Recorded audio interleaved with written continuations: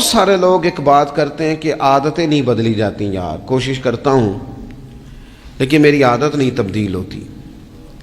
میں آپ کو ایک رائے دینے لگا ہوں، مشورہ دینے لگا ہوں، میں آپ سے یہ عرض کرنے لگا ہوں کہ موقع آیا ہے رمضان شریف کا۔ رمضان میں نا بندہ روٹین میں اپنی عادتیں بدلتا ہے۔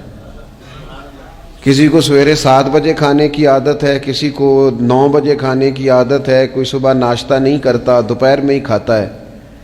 لیکن رمضان آیا تو عادت بدل گئی، 7 بجے والا بھی نہیں کھا رہا، 9 بجے والا بھی نہیں کھا رہا، دوپہر والا بھی نہیں کھا رہا، سارے سحری میں کھا رہے ہیں۔ عادت بدل گئی، بالکل طبیعت بدل گئی، روٹین چینج ہو گئی۔ کوئی اٹھ رہا تھا صبح فجر میں، اللہ کی توفیق سے اللہ تعالیٰ معاف فرمائے تو کچھ ایسے بھی تھے جو 9-10 بجے اٹھ رہے تھے، کچھ الحمدللہ فجر پڑھ کے چلو کسی وجہ سے پھر سو گئے، 10-11 بجے اٹھ رہے تھے، روٹین بدلی ہوئی تھی۔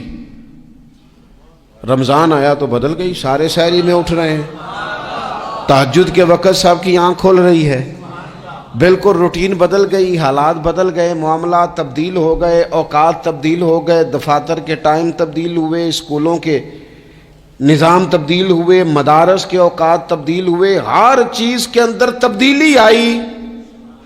معنی کیا ہے کہ اللہ نے تمہیں موقع دیا ہے کہ عادتیں بدلی جا سکتی ہیں، اپنے آپ کو تبدیل کیا جا سکتا ہے، لائف سٹائل کو چینج کیا جا سکتا ہے۔ یہ موقع آیا ہے، ایک مہینہ ہے پورا، 2-3 دن 4 دن آپ کی روٹین بگڑ جائے نا سونے کی، یعنی روٹین سے ہٹ کے آپ سونا جاگنا شروع کر دیں تو پھر وہی روٹین بن جاتی ہے، پھر اسی ترتیب سے انسان سارے کام کرتا ہے۔ تو رمضان میں روٹین چینج ہوگی، سارے تہجد میں اور سحری میں اٹھیں گے، تو اللہ کرے نا یہ روٹین قائم رہے۔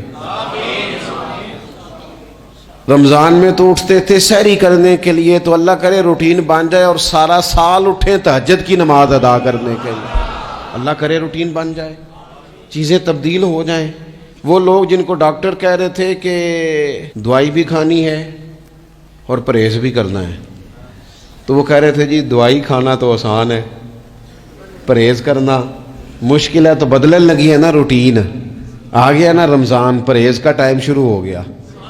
لہذا بہترین فائدہ یہ ہوگا کہ رمضان میں پرہیز ہوگی، ڈائٹ پلان بالکل بنایا جا سکتا ہے، اس میں چیزوں کو بالکل مرتب کیا جا سکتا ہے۔